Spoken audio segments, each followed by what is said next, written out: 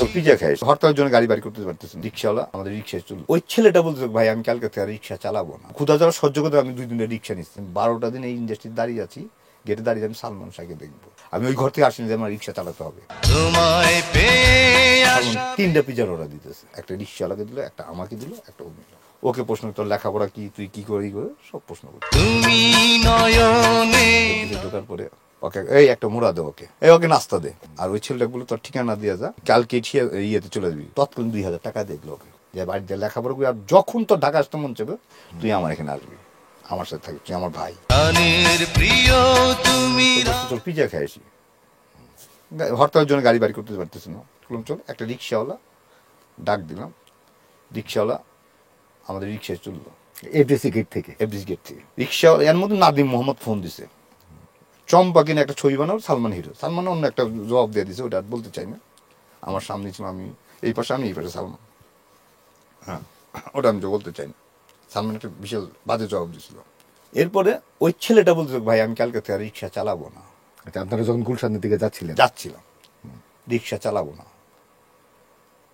তা আমি আবার তুই পংটা ছিলাম, তো রিক্সা চালাবি না, কার কি করে খাবি, মানে অন্যভাবে আমি একটা বাজে কথা বলে বলছিলাম, কার কি করে খাবি।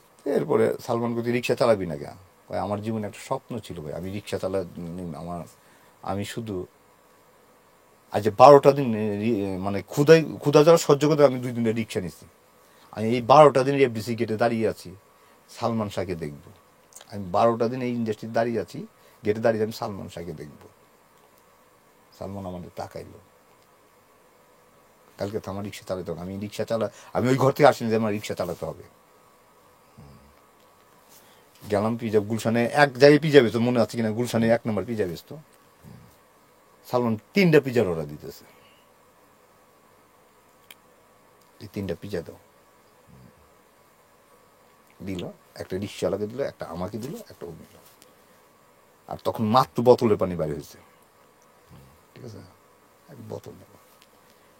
খাইতে খাইতে আসতেছি, আমার সাথে সালমান কথা বলছে, ওকে প্রশ্ন, তোর লেখাপড়া কি, তুই কি করি করে সব প্রশ্ন করতেছে, আমার সাথে কথাই বলতেছে না। আসলাম এফডিসিতে, ঢুকলাম।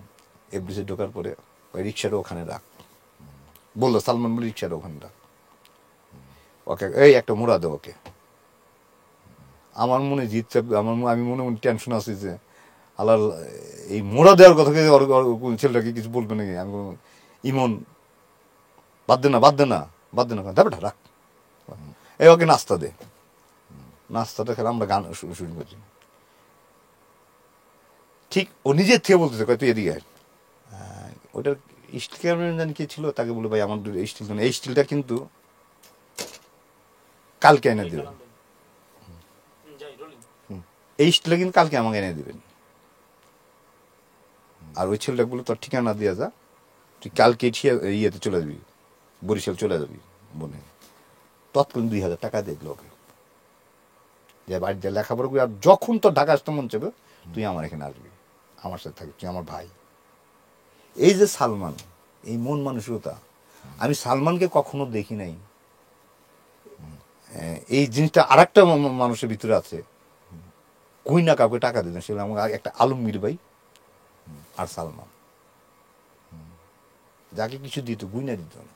আর বুঝে সালমান কাউকে দিচ্ছে, কেউ আজ পর্যন্ত কাউকে জাহিরি আছে, সালমান ঠিক এইভাবে ই করতো, কাউকে দিলে বলতো না।